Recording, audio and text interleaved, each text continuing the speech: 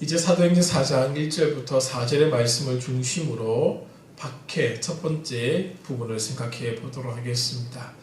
사도행전에는 예루살렘 교회가 당했던 여러 박해 사건이 있습니다. 오늘 그 첫 번째 부분을 살펴보는 것입니다. 본문을 4절까지만 봉독해 드렸는데 22절까지 오늘 본문의 내용으로 정했습니다. 22절까지 말씀을 함께 살펴보면서 이 내용을 통해 하나님의 은혜를 상고하고자 합니다. 기독교 역사에서 교회를 향한 박해 혹은 핍박은 지금까지 계속되고 있습니다. 사도행전의 역사는 교회의 시작과 더불어 박해가 있었음을 보여주고 있습니다. 교회를 이해하고 교회를 교회답게 만들어가는 과정에서 반드시 생각해야 될 요소 중에 하나가 바로 박해라고 하는 것이죠. 이 박해라는 사전적인 의미의 뜻은 무엇인가 하면은 약한 처지의 개인이나 세력을 억누르거나 괴롭혀 해를 끼치는 것을 박해라고 합니다. 그래서 오늘 약한 처지에 있었던 기독교인을 유대교가 어떻게 박해를 했는지, 또 훗날 사도행전 후반부를 통해서 이 약한 처지에 있었던 기독교를, 그리스도인들을 로마 제국이라는 거대한 힘이 어떻게 괴롭혔고 해를 끼쳤는지를 보게 된다라고 하는 것이죠. 시대마다 박해 양상은 달랐습니다. 아직도 한국교회는 일제강점 시대의 박해를 기억하고 있습니다. 그분들의 후손이 지금도 살아 계시고 또 그것을 경험했던 분들이 아주 소수입니다만은 지금도 살아 계신 것이 사실입니다. 심한 박해로 말미암아 순교자들이 생기게 되었고, 또 순교자가 생기는데 반하여 배교자들도 생겨나게 되었음을 우리는 잊지 않고 있습니다. 그만큼 박해는 교회를 어려운 상황으로 몰고 갔음을 우리가 확인할 수 있는 것이죠. 이 사도행전을 통해서 우리가 살펴보겠습니다마는 초대 예루살렘 교회도 이 박해에서 자유롭지 못했음을 우리가 확인할 수가 있습니다. 그 시작이 바로 오늘 본문의 말씀입니다. 사도행전을 마칠 때가 되면은 교회와 박해의 상관관계를 생각할 수 있을 것이고 정리할 수가 있을 것입니다. 왜 하나님께서 박해라는 도구를 사용하시는지, 그것이 주는 긍정적인 측면도 부정적인 측면도 담겨 있기 때문에 한번 그 끝부분에서 살펴볼 수가 있을 것이다 말씀을 드리는 것입니다. 오늘 말씀을 시작하기 전에 부탁드리고 싶은 말씀이 있습니다. 지금도 박해를 받는 세계의 교회가 있습니다. 북한 교회가 박해를 받고 있죠. 최근 몇 년 동안 중국은 선교사들을 추방하기 시작합니다. 그곳에서 20년, 30년 동안 선교사를 해왔던 선교사들이 다 쫓겨났습니다. 그리고 3자 교회가 중국 정부로부터 박해를 받고 있는 것도 사실입니다. 그리고 모슬림 지역의 많은 교회들이 박해를 받고 있는 것도 우리가 알고 있는 것이죠. 여전히 어려움 속에 있는 교회들을 위해서 기도해 주시고, 또 그 교회들을 위해서 오늘 우리가 마음을 다하고 뜻을 다하는 그런 모습들을 가지고 있어야 할 것 같습니다. 본문의 내용으로 한번 들어가 보도록 하겠습니다. 말씀을 드렸던 것처럼 오순절을 기점으로 예루살렘 교회는 폭발적인 성장을 하고 있습니다. 그러나 이 솔로몬 행각에서 행한 베드로의 설교에 대한 유대 지도자들의 태도를 보시면은 이 초대 예루살렘 교회가 폭발적으로 성장하고 있는 그 부분에 대해서 관심을 가지고 있지 않음을 확인하게 됩니다. 유대 관리들, 유대 지도자들은 초대 예루살렘 교회가 어떻게 지금 진행하고 있는지에 대해서 도저히 관심을 두고 있지 않다라고 하는 것이죠. 어쩌면은 예루살렘 교회의 폭발적 성장에 대해서 모르고 있는 것이 아닌가라는 생각이 들 정도로 그들은 예루살렘 교회에 대해서 관심을 두지 않습니다. 그 이유들을 몇 가지 살펴볼 텐데, 첫 번째로는 이 성전에서 일어난 이 안전뱅이 사건으로 인한 소란으로 사도들이 유대 관리들을 처음으로 대면하게 됩니다. 예수님이 승천하신 이후에 유대 관리들은 이 예수님을 쫓았던 이 사람들을 처음으로 대면하게 되었다라고 하는 것이죠. 그때 솔로몬 행각에서 했던 베드로의 설교를 들었고 그들을 알아보았습니다. 4장 13절을 보시면은 그들이 베드로와 요한이 담대하게 말함을 보고 그들을 본래 학문 없는 범인으로 알았다가 이상히 여기며 또 전에 예수와 함께 있던 줄도 알고 또 전에 예수와 함께 있던 줄도 알았다라고 하는 것이죠. 비로소 이 솔로몬 행각에서 설교했던 베드로를 알아보았다라고 하는 것입니다. 그렇다면 왜 이 유대 관리들, 지도자들은 예루살렘 교회의 시작과 성장, 폭발적인 성장에 대해서 관심을 두고 있지 않았을까? 왜 그랬을까? 여러 가지 이유를 생각할 수 있겠습니다만 가장 주목받을 수 있는 증거로서는 이것을 제시할 수 있을 것 같습니다. 예수 운동을 주도했던 이 사도들의 주인이었던 예수님이 죽었습니다.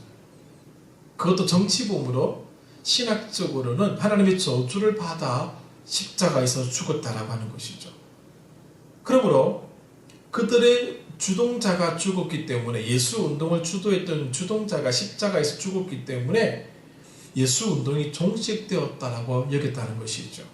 지금 일어나고 있는 현상은 아주 그냥 그렇게 신경 쓸 필요가 없는, 이미 예수님이 죽었기 때문에 그들의 눈으로 볼 때는 예수 운동은 끝났다라고 하는 것이죠. 그렇게 판단했다라고 하는 것입니다. 사도행전 2장에 있었던 오순절 사건이나 현상에 대해서도 이들이 모를 리가 없을 것입니다. 예루살렘 성전에서 일어났던 일들이거든요. 그렇다면 분명히 알았을 터인데 이들이 예루살렘 교회를 주목하지 않았던 이유가 무엇일까? 바로 예수께서 십자가에서 죽으셨기 때문에 그렇습니다. 유대신학적으로 완전히 끝난 것이죠. 로마의 법체계 내에서도 완전히 끝난 것입니다. 그만큼 십자가의 사건은 그들에게 중요한 사건이었다는 것이죠. 그러므로 예루살렘 교회의 시작과 성장과 폭발적인 성장에 대해서 이들은 관심을 두지 않은 것입니다. 곧 사라질 그냥 저러한 모습으로 여겼다라고 하는 것이죠. 두 번째 이유는 유대 관리들의 지적에서 나옵니다. 오늘 7절을 한번 보시기를 바랍니다. 7절을 보시면은 이 베드로와 요한을 사람들이 끌고 가서 회당에서 공회 앞에 세우고 이렇게 묻습니다. 사도들 가운데 세우고 묻되 너희가 무슨 권세와 누구의 이름으로 이 일을 행하느냐, 그렇게 묻고 있습니다. 이 말 속에는 어떤 의미가 들어가 있는가 하면 첫 번째 이런 의미가 있습니다. 자신들의 고유한 영역을 침범하였다는 것입니다. 유대 관리들의 허락을 받지 아니하고서는 성전 내에서 그들은 아무것도 할 수가 없었습니다. 성전의 관할권, 성전에서 가르치는 권한은 이들에게 있었습니다. 그런데 이들의 허락을 받지 않고 설교를 했다라고 하는 것은 그들이 정한 법도를 어겼다는 것이죠. 그러므로 지금 이 7절에서 사도들에게 유대 관리들이 하고 있는 말의 의미는 무엇인가 하면 성전에서 허락 없이 가르치는 행위를 하지 말라는 것입니다. 일종의 경고를 하고 있는 것이죠. 지금 누구의 허락을 받고 누가 너희들이 이곳에서 설교할 수 있도록 허락해 주었는지 얘기해 보라는 것입니다. 당시 성전에서 가르칠 수 있는 자격은 그들 나름대로 부여된 것으로 알고 있습니다. 쉽게 말하면 공인된 자격증이 있어야 된다는 것이죠. 13절 한번 보시기를 바랍니다. 그들이 베드로와 요한이 담대하게 말함을 보고 그들을 본래 학문 없는 범인으로 알았다라는 표현이 나오죠. 이 표현은 사도들을 향하여 무식한 사람들, 무학자라는 그런 의미의 표현이 아닙니다. 그럼 어떤 말씀인가 하면은 랍비의 신학에 대한 정식 훈련을 받지 않았다는 것입니다. 랍비가 되는 정식적인 과정을 밟지 않고 성전에서 지금 가르치고 설교하는 그런 행위를 하고 있음에 대한 경고의 말을 하고 있는 것이죠. 지금 누구의 허락을 받고 이 일을 하고 있느냐는 것이죠. 지금 너희들은 랍비가 되는 과정도 밟지 않고 지금 가르치는 행위를 하고 있느냐? 이것은 유대교의 법도를 어기는 것이다라는 것입니다. 그러므로 가만히 우리가 이 말씀을 듣다 보면은 성전을 맡은 자 입장에서 보면은 법과 질서를 유지해야 될 책임이 있었기에 정당한 경고를 하고 있다는 것이죠. 세 번째 보시면은 사두개파 사람들의 반응입니다. 1절과 2절을 보십시오. 1절과 2절을 보시면은 1절 하반절부터 봅니다. 사두개인들이 이르러 예수 안에 죽은 자의 부활이 있다고 백성을 가르치고 전함을 싫어하여 사두개파 사람들은 어떤 사람들이었는가 하면 이렇습니다. 이 사두개파 사람들은 대제사장 사독의 후손들입니다. 그래서 사내들이라고 하는 유대 최고 정치 지도자들의 모임이 있었는데 그 사내들인의 주도권을 쥐고 있었던 사람들이 바로 사도계파들입니다. 근데 사도계파 사람들의 입장에서 바라볼 때 베드로와 요한이 무엇을 전하고 있었는가 하면 죽은 자의 부활을 전하고 있는 것이죠. 지금 초대 예루살렘 교회가 시작되었고 성장하고 폭발적인 그런 과정을 거치면서 성장하고 있는 그런 모습을 두고 화를 낸 것이 아니라 죽은 자의 부활을 전하고 있었기에 화를 낸 것입니다.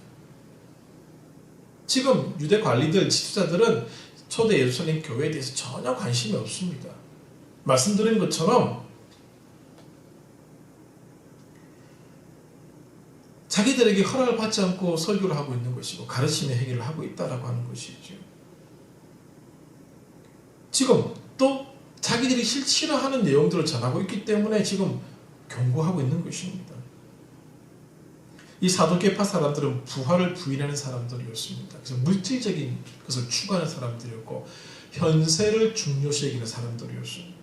그래서 베드로가 설교하는 것을 몹시 싫어했던 것입니다. 네 번째 이유는 무엇인가 하면 7절에 또 다시 7절입니다. 공에서 물었던 질문의 정확한 의도, 두 번째 의도라고 말씀을 드릴 수 있겠습니다. 지금 유대 지도자들은 이렇게 묻고 있는 것이거든요. 첫 번째는 누가 너희들로 하여금 이곳에서 가르치도록 허락했느냐라고 하는 의미가 포함되어 있었고, 또 하나는 어떤 의미가 있는가 하면은 안전뱅이를 일으킬 때에 누구의 이름으로 일으켰는지를 묻고 있는 겁니다. 안전뱅이를 일으킬 때 누구의 이름으로 일으켰는지를 묻고 있다라고 하는 것이죠. 유대 지도자들의 관점에서 바라볼 때에 사소한 이적이라도 이 이적은 그들의 관심을 끌기에 충분했었습니다. 왜냐하면 사소한 이적이라도 하나님의 이름으로 나타나야 한다고 그들이 믿었기 때문에 그렇습니다. 그렇지 않은 모든 경우는 다 금지되어 있습니다. 법으로 금지되어 있습니다. 신명기법으로 금지되어 있다라고 하는 것이죠. 신명기 13장 1절부터 3절을 제가 읽어드릴 텐데, 신명기 13장 1절부터 13절입니다. 천천히 찾아보시기를 바랍니다. 너희 중에 선지자나 꿈꾸는 자가 일어나서 이적과 기사를 내게 보이고 그가 내게 말한 그 이적과 기사가 이루어지고 너희가 알지 못하던 다른 신들을 우리가 따라 섬기자고 말할지라도 너는 그 선지자나 꿈꾸는 자의 말을 청종하지 말라. 이는 너희 하나님 여호와께서 너희가 마음을 다하고 뜻을 다하여 너희 하나님 여호와를 사랑하는 여부를 알려하사 너희를 시험하심이니라. 지금 베드로와 요한은 그 걷지 못한 사람을 일으킬 때 나사렛 예수 그리스도의 이름으로 그 사람을 일으켜 세웠습니다. 하나님의 이름으로 이 일을 한 것이 아닙니다. 그러므로 그것을 바라보았던 유대 지도자들의 입장에서는 신명기법을 어긴 것이 되는 것이죠. 이 베드로와 요한은 사내들인에 속한 사람도 아니었습니다. 성전을 맡은 책임자들도 아니었습니다. 랍비가 되는 과정을 밟은 사람들도 아니었습니다.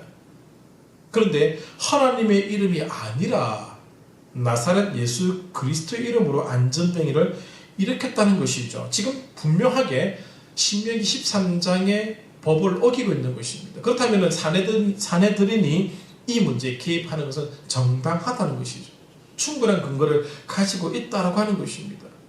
유대 관리 입장에서 볼 때, 지도자들의 입장에 볼 때 신명기법을 어기고 있는 것이거든요. 다른 신의 이름으로 이 일을 하고 있는 것입니다. 그러므로 그런 자들의 말을 청종해서는 안 된다는 것이죠. 그런 자들의 이적이 백성들에게 끼치는 영향을 막아야 되는 것을 이 사람들은 알고 있었던 것입니다. 그렇다면 지금 베드로와 요한은 예수님의 이름을 사용하여 안전뱅이를 고친 것은 무엇이 되는가 하면 성전을 더럽힌 것이 됩니다.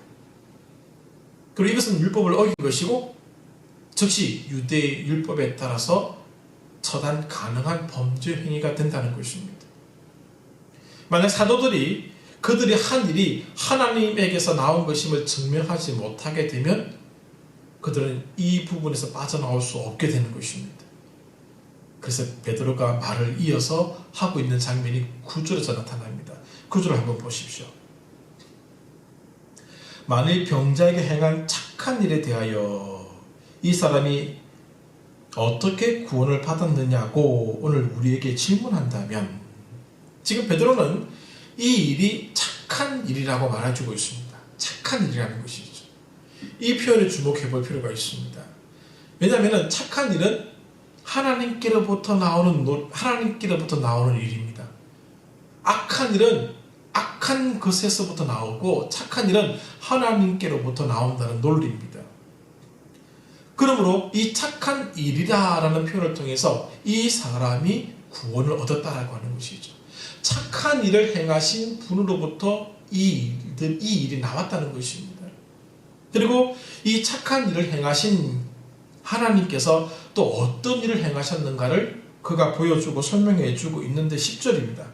너희와 모든 이스라엘 백성들은 알라. 너희가 십자가에 못 박고 하나님이 죽은 자 가운데서 살리신 나사렛 예수 그리스도의 이름으로 이 사람이 건강하게 되어 너희 앞에 섰느니라. 바로 너희가 십자가에 못 박은 그분을 하나님이 죽은 자 가운데서 살리셨다는 것이죠. 착한 일을 행하신 그분이 이 안전뱅이도 살리는데, 착한 일을 행하신 그분이 너희가 십자가에 죽인 그분도 살려냈다는 것입니다. 그러므로 하나님이 살려내신 그분의 이름으로 이 일을 행함으로 이 일도 결국은 착한 일이 된다는 것이죠. 하나님께로부터 나온 일이다라는 것입니다. 또 하나, 오늘 베드로 요한이 있었던 그 상황에서 그들이 이 유대 관리들로부터 쉽게 나올 수 있었던 까닭은 21절에 있습니다. 21절에 보시면 관리들이 백성들 때문에 그들을 어떻게 처벌할지 방법을 찾지 못하고, 백성들이 이 일이 착한 일이다라는 사실을 알고 있었습니다. 하나님께서 하지 않으시면 어떻게 이런 일들이 나올 수 있겠느냐는 것이죠. 어떻게 평생 걷지 못했던 사람이 걸을 수 있느냐는 것입니다. 그것도 성전 안에서 일어난 일입니다. 성전 안에서 일어난 일이 어떻게 나쁜 일이 될 수 있느냐는 것이죠. 백성들 눈에 이 일은 지금 착한 일입니다. 착한 일이 일어났고, 이 착한 일은 하나님께로부터 주어진 일들이라는 사실을 백성들은 알고 있었던 것이죠. 백성들은 현장에서 직접 그것을 목격했습니다. 자신들이 늘 동행해 주던 그 안전뱅이가 일어난 것을 그들의 눈으로 직접 확인한 것입니다. 그리고 백성들은 이 일이 하나님의 일이라는 사실을 알고 있었습니다. 그렇게 받아들였다는 것이죠.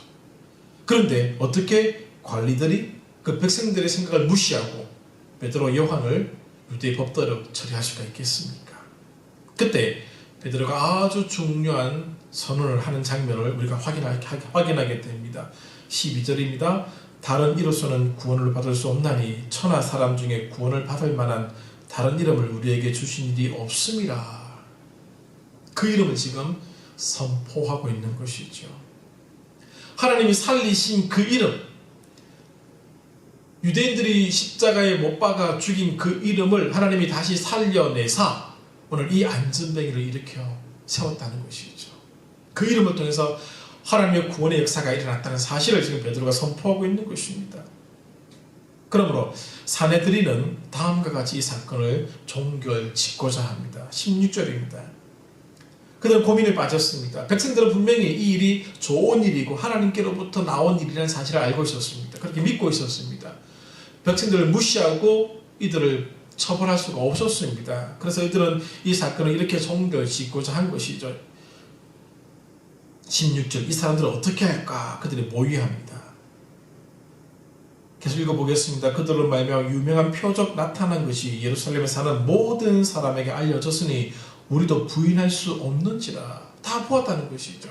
17절, 이것이 민간에 더 퍼지지 못하게 그들을 위협하여 이후에는 이 이름으로 아무에게도 말하지 말게 하자 하고 그들을 불러 경고하며 도무지 예수의 이름으로 말하지도 말고 가르치지도 말라 하니. 사내들이 내린 결정 상황입니다.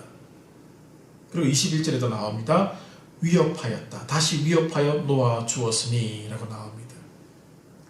사내들인이 이렇게 말한 것은 타당합니다. 왜냐하면 예수라는 이름은 공식적으로 사형을 언도받은 이름입니다. 공식적으로 사형 선고를 받은 이름이라는 것이죠. 공식적으로 사형 선고를 받았고 정당한 절차대로 사형이 집행된 이름이기 때문에 이 이름으로는 아무것도 하지 말라는 것입니다. 신명기 21장 23절에 있는 것처럼 하나님의 저주를 받아 죽은 이름입니다. 그러므로 그 이름이 오늘 그 이름으로 어떤 일을 행한다라고 하는 것은 옳지 않다는 것이죠. 사내들인의 말은 옳습니다.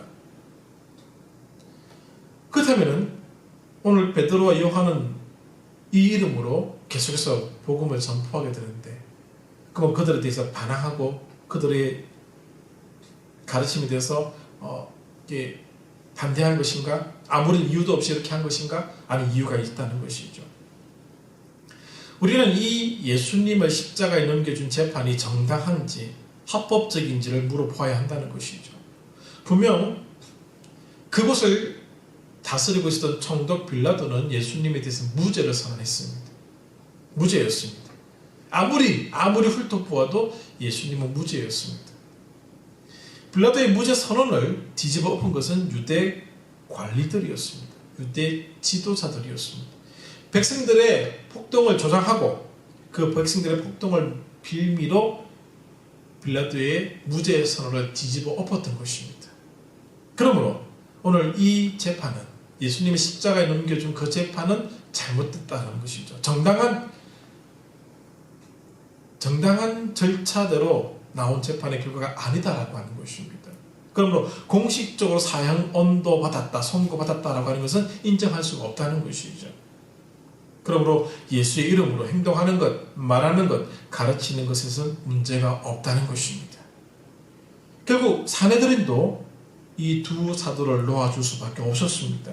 21절에 다시 위협하여 놓아주었다라고 말하고 있는 것입니다. 오늘 이 사실을 한번 쭉 살펴보십시오. 지금 유대 지도자들 입장에서는 예루살렘 교회에 대해서 인지하고 있다는 정황이 나타나지 않습니다. 자신들의 기득권의 문제, 지금 자신들이 가지고 있는 지금 성전을 관리하는 사람들로서 성전에서 지금 기득권을 가지고 있는 사람들로서 입장에서 말할 뿐이지 예루살렘 교회에 대해서 말하고 있는 것은 아니다라는 것입니다. 그러므로 은밀히 말하면 이 사도행전 4장에 나타난 이 사건은 박해라고 보기에는 어렵습니다. 이제 예루살렘 교회를 향한 박해의 전조 증상이다, 전조 현상이다라고는 말씀드릴 수 있겠습니다만은 박해로 보기에는 좀 어렵다라고 하는 것입니다. 그렇지만 박해라는 제목을 정한 것은 이제부터 박해가 시작되기 때문에 그렇습니다. 유대 관리들의 입장에서 볼 때 이 두 사람에 대한 잘못된 태도에 대한 경고의 성격을 지니고 있는 말이라는 것입니다. 만약에 이 안전뱅이가 일어나는 이적이 없었더라면 이 사도들에게는 큰 위협적인 요소가 될 법한 사건이었습니다. 백성들도 인정해 주지 않게 되지 않겠습니까? 그럼 앞에서 쭉 말씀드렸던 그 이유들로 인하여 이 두 사도는 이 성전 지도자들로부터 박해를 받게 되고 율법에 따라서 처벌받게 된다라는 사실입니다. 베드로와 요한이 이렇게 담대하게 외칠 수 있었던 이유가 있습니다. 지금 보시면은 13절에 그들도 인정하는 그런 모습들이 나타나지 않습니까? 무엇이 그들로 하여금 이렇게 담대하게 외치게 했던가? 8절입니다. 이에 베드로가 성령이 충만하여 이르되 백성들의 관리들과 장로들아 성령이 충만하여 이르되 31절을 보십시오. 빌기를 다하며 모인 곳이 진동하더니 우리가 다 성령이 충만하여 담대히 하나님의 말씀을 전하니라. 담대히 하나님의 말씀을 전하는 조건은 딱 한 가지입니다. 성령 충만할 때 그것이 가능하다라는 사실입니다. 지금 유대의 관리들은 베드로와 요한이 누구인지 알았습니다. 그러나 이 베드로와 요한은 그 유대 관리들을 이제는 두려워하지 않습니다. 전에는 베드로는 숨었습니다. 계집종의 질문 앞에서도 숨었던 사람이 바로 베드로였습니다. 그러나 이제는 성령이 충만하기에 그는 두렵지 않습니다. 두려워하지 않습니다. 유대 관리들의 입장에서 바라볼 때 사형을 당한 나사렛 예수 그리스도의 이름으로 외치는 것을 무서워하지 않습니다. 19절입니다. 베드로와 요한이 대답하여 이르되 하나님 앞에서 너희의 말을 듣는 것이 하나님의 말씀을 듣는 것보다 옳은가 판단하라. 지금 누가 누구를 가르치고 있습니까?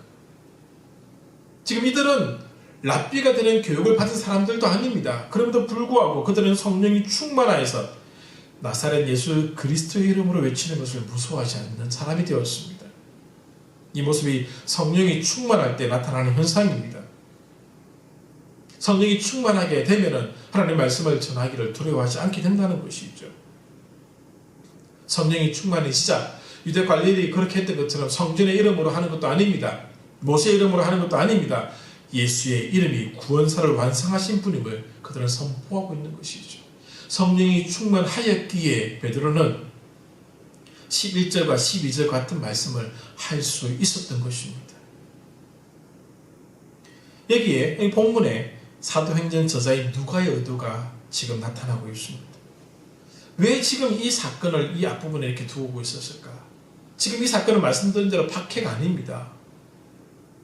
정당한 성전 관리자들이 경고할 수 있는 그런 내용이었습니다. 그런데 왜 이런 사건을 지금 저자는 우리들에게 보여주고 있는지 그 이유는 이것입니다. 진짜 박해를 앞두고 있기 때문에 그렇습니다. 지금은 이 유대교의 기득권이 반발한 정도이지만 나중에는 예루살렘 교회를 향한 박해의 시작이 된다는 점에서 중요합니다. 성령이 충만해져야, 성령으로 충만해져야 박해를 이길 수 있다는 사실을 보여주고자 하는 것이죠. 성령이 충만하지 않으면 박해의 시대를 이겨낼 수가 없습니다. 교회는 박해의 시대를 견뎌낼 수 없다라고 하는 것이죠. 인간적인 힘으로 박해를 이기는 것이 아닙니다. 정신무장하여 박해를 이기는 것도 아닙니다. 박해는 성령 충만해질 때만이 이길 수 있는 것입니다. 성령 충만해야지만이 순교자의 자리까지 갈 수가 있습니다. 그렇지 않으면 배교자가 될 수밖에 없습니다. 그만큼 성령 충만이 중요하다는 사실을 이 사도행전 저자는 이 본문에서 미리 보여주고 있는 것이죠. 본격적인 박해가 시작되기 전에 이 사실을 알려주고자 하는 것입니다. 두 번째는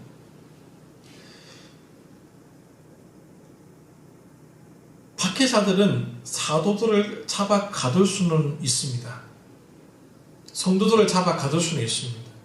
그리스도인들을 잡아 가둘 수는 있습니다. 그러나 복음을 잡아 가둘 수는 없다는 것이죠. 그것이 오늘 19절에 있는 말씀입니다. 20절에 있는 말씀이죠. 19절 읽어 들었으니까 20절만.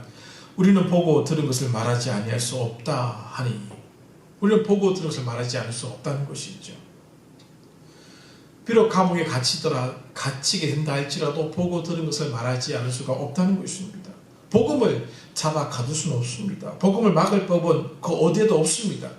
그러므로 이 둘의 충돌도 피할 수 없다는 것이죠. 복음을 막고자 하는 세력과 복음을 전하고자 하는 세력은 충돌할 수밖에 없는 것입니다. 그 충돌의 결과가 무엇인 줄 아십니까? 박해입니다. 충돌의 결과가 박해라는 현상으로 드러납니다. 그리스도인은 박해에 저항하게 됩니다. 저항합니다.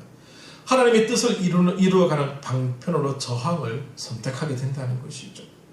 그러나 저항이라는 단어에 대해서 나쁘게 생각할 필요가 없습니다. 성경에 나타난 저항의 성격이 있는데, 저항의 성격은 어떤 성격을 가지고 있는가 하면은 하나님의 자녀로 저항하는 겁니다. 하나님의 제자로 살아가는 것으로 저항하는 것입니다. 오늘 그 충돌의 상황에서 그리스도인은 저항으로, 하나님의 백성으로, 하나님의 자녀로, 하나님의 제자로 저항하게 될 것입니다. 그래서 순교하기까지 가게 되는 것이죠.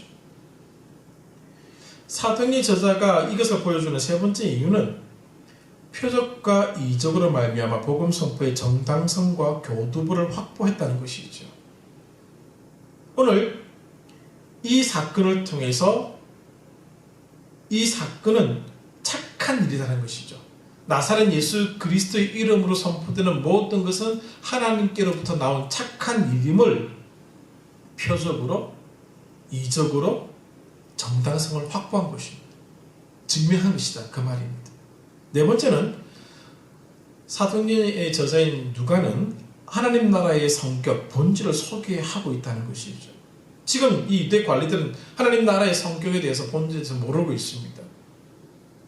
하나님 나라는 믿음 안에서만 이해되는 나라입니다. 지금 자신의 눈에서는 이해할 수가 없다는 것이죠. 믿음이라는 수단을 통해서 경험하는 것임을 지금 알려주고 있는 것입니다. 이렇게 함으로 이제 누가는 사도행전의 면면을 통해서 하나님 나라가 어떻게 지금 확장되고 발전해 나가는지를 보여주게 될 것입니다. 그리고 그 나라 안에서 중요하게 여기는 믿음이 어떤 것인지 보여주게 될 것임을 지금 여기서 보여주고 있는 것이죠. 본보기를 나타내주고 있다는 것입니다.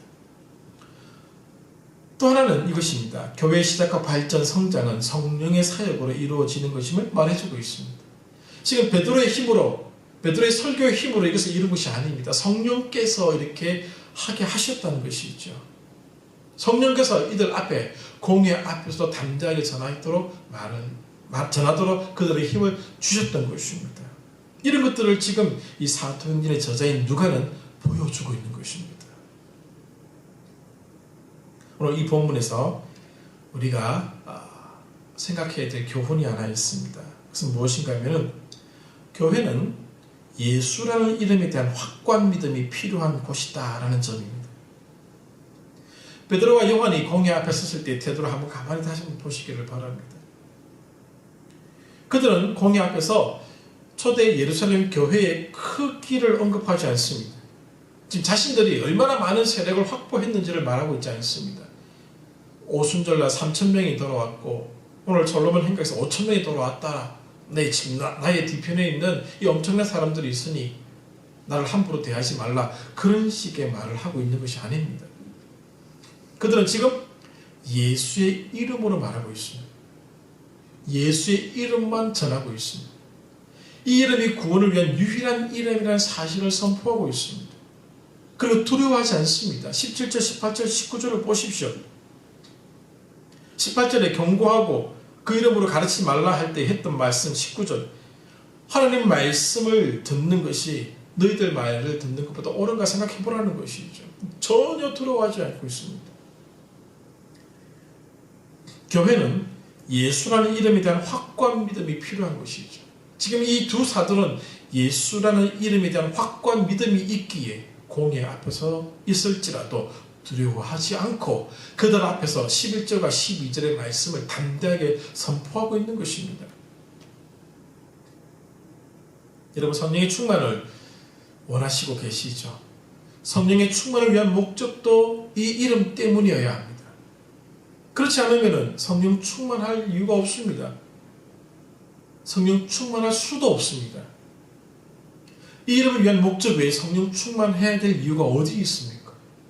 없습니다. 그것은 성령으로 충만해질 때 교회와 세상이 충돌한 순간을 이겨낼 수 있는 것입니다. 그러므로 성령 충만해지기를 기도하는 것이죠. 박해하는 대상을 향해서 저항하는 힘을 얻기 위하여 성령 충만을 기도하는 것입니다. 하나님의 자녀로 이 세상을 이기기 위해서, 하나님의 제자로 이 세상을 이기기 위해서, 작은 예수로 이 세상을 이기기 위해서, 이 세상에서 살아가기 위해서는 반드시 성령이 충만해져야 한다는 사실입니다. 그렇게 될 때 어떤 이는 순교로 저항할 수 있다는 사실입니다. 이것은 이미 교회사가 우리들에게 증명해 주고 있습니다. 교회는 예수의 이름에 대한 확고한 믿음을 가질 때 교회다워집니다. 다른 이유로 교회가 교회다워질 수 있지 않습니다. 예수라는 이름에 대하여 확고한 믿음이 있을 때 교회는 교회다워지는 것입니다. 오늘 이 부분을 잊지 마시기를 바랍니다. 오늘 두 사도는 예수의 이름에 대한 확고한 믿음이 있었습니다. 전혀 두려워하지 아니하고 그 이름을 선포하고 있는 장면을 꼭 기억해 주시기를 바랍니다. 그 이름 때문에 이들의 삶을 드릴 수 있는 사람이 되었다라고 하는 사실이죠. 그 이름을 위하여 이 세상에서 그들은 저항할 수 있었던 것입니다. 말씀을 정리하겠습니다. 교회를 교회답게 만드는 요소가 소개되고 있습니다. 예수라는 이름에 대한 확고한 믿음입니다. 이 믿음이 하나님 나라 백성의 모습이기도 합니다. 그러므로 예수님의 이름으로 생각하고 예수님의 이름으로 행동하고 예수님의 이름으로 살아가야 하는 것입니다. 예수님의 이름 때문에 포기하는 것이 생깁니다. 예수님의 이름 때문에 절제해야 하는 것들이 생깁니다. 예수님의 이름 때문에 내려놓아야 하는 것들도 생깁니다. 우리가 가지고 있는 철학, 인생의 경험들, 우리가 맞다라고 생각했던 모든 사상들, 예수의 이름 앞에 포기, 절제, 내려놓는 것입니다. 사랑하는 용감교회 모든 성도님들, 잃어버린 그 이름, 예수를 다시 회복해 주시기를 바랍니다. 그리고 그 이름 앞에 우리 자신을 세우고 점검해 주시기를 바랍니다. 그 이름 앞에 우리가 있습니다. 그 이름에 대한 확고한 믿음이 오늘 우리 각각 개개인에게 회복되지 않는다면 교회는 결코 교회다움을 회복할 수가 없습니다. 이 이름에서 시작하는 것입니다. 그 이름 기억하시고 그 이름 앞에 오늘 우리들 자신들을 내어놓는 결단이 우리 모두에게 있기를 간절히 소원합니다. 기도하겠습니다.